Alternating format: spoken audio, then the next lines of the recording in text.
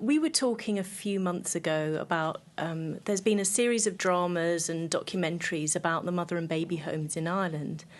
And you told me that you were born in a mother and baby home in Ireland. And I guess that would have been the late 70s, I suppose, would it be? Oh, God, I'm not that young. Yeah. But thank you.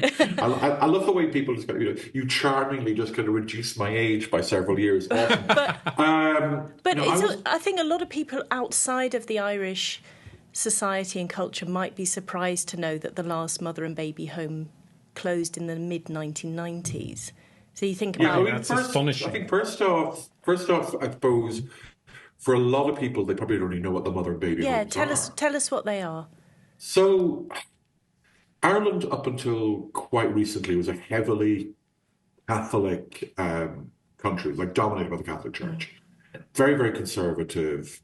I mean, when I was growing up in the 80s and early 90s, contraception had only just been legalized, and if you wanted to get condoms in a pharmacy, they would literally ask you whether you were married or not. Because it was for only if you were married, wasn't it? Well, they'd ask you. And then if you said no, would they then say, "Well, then you can't have them"? Yeah, pretty much. Wow. Yeah. Oh yeah. I mean, but it was farcical because it's not as if you've got a kind of a proof of marriage that you carry around in your wallet or something when you go into a supermarket or a pharmacy. So it's sort of like, I have to ask you this, and you have to say the word yes, and you have to lie to me, and that is that's. I mean, it's the entire thing. I mean, so what were the mother and baby homes? They were a place for unmarried mothers to go and be disappeared.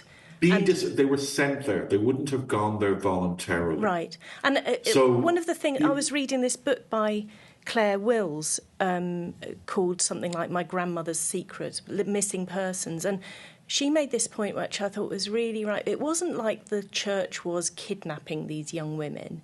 It was something that the whole of society colluded with. The church were actually doing a service to remove these embarrassing young women from their communities and their families. They were considered to be like fallen girls. They were fallen women. Yeah. They were, I mean, I'm fortunate now looking around and I see my friends, people the same age and younger, who are, in various different relationships, having kids and all that, and they'll never have to deal with this. This is something that it's part of our past, and it should be part of our past and should be put in the history books. And how long did you live in the mother and baby home? I don't know, to be honest with you. I mean, my mother got pregnant, came back to Ireland sometime in 1972, and her parents, being very kind of conservative Catholic, basically packed her off to Bessborough in Cork. Mm-hmm. And it was, Bessborough is one of the infamous mother and baby homes. It was on the edge of Cork City. So there's been multiple studies, there's books written about people's experiences there, and talking to my mother about some of it, some things she'd kind of go, that totally resonates. And, she wrote an interesting review of one of the books, which was quite revealing to me as well. But it's not something I think that she or anybody who went through that really wants to talk about. And right now in 2024, there's the film with Cillian Murphy out called Small Things Like These, which is based on a novella, which is focused around this girl in a mother and baby home, and this kind of interaction with somebody, a local, and it's such a weird kind of thing. Ireland has moved on. I mean, we're one of the few countries in the world where, we voted in favour of marriage equality. We finally legalised divorce, abortion, all these different things. Yeah. You had a gay mixed-race prime minister. That, for me, growing up with Irish family, that would have been unthinkable in the 80s and 90s. It's incredible to see how Ireland has really transformed itself socially in that time.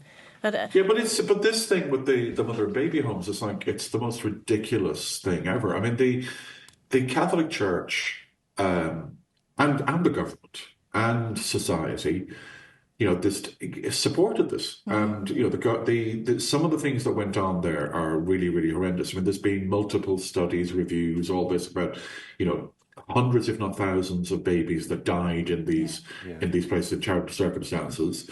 That was sold as well. Forced adoptions. I mean, basically, practically selling babies abroad, like these babies being shipped off to families in the US, Canada, and elsewhere.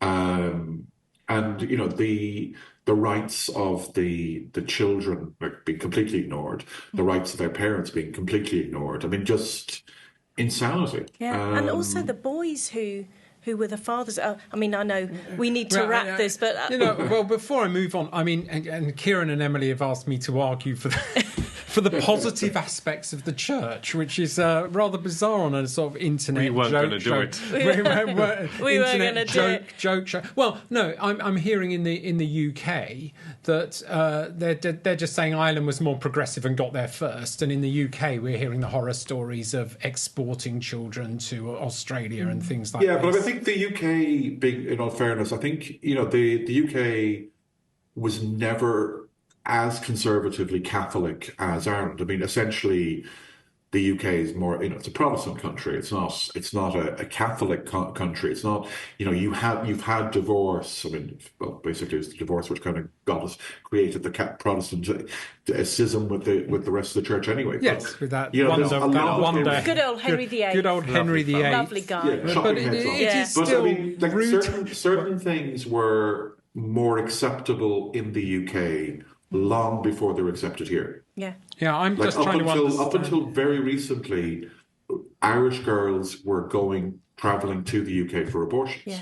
Yes. And there were there were incredibly moving stories around the whole second abortion referendum about the sort of these girls travelling over on their own, and often a cab driver being the difference between them, just sort of being going back to the airport on their own after this operation. So I asked ChatGPT to tell me some positive aspects about the church, because I had a very disconnected childhood from anything to do with church. For me, church was about being dragged down to the local parish church and having RE. And you by said this that psychopath. You didn't even know you were a Protestant until a Catholic told you. No, until your family told me. You wouldn't understand you're a Protestant, and I didn't even understand what the word Protestant meant. But anyway, it came up with these positive aspects. It has convening power, managing events and ceremonies, community work, global outreach. Sorry, I'm actually just reading ICANN's front page. Sorry, it's completely...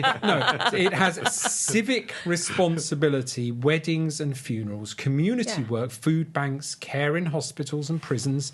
The global Anglican community is a global expression of Christianity, and its history is rooted in the Bible and apostolic faith, that's the Church of England. And then the Catholic Church has even more stuff than that. It has even more medals. It's got the authority of the Pope. It's got 7 more books than the Pope Protestant. Has great outfits as well. It has as well. 5 additional sacraments, and it's got 2 additional criteria for salvation: good works and sacraments. Plus, also the Catholic Church, with the way that priests dress, it's cross-dressing. They were incredibly progressive. They were very progressive. In wonderful dresses. I think that's absolutely fantastic. Point, so it?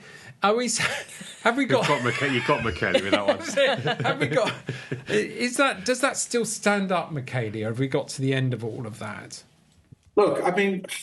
there's good people involved in a lot of churches around the world.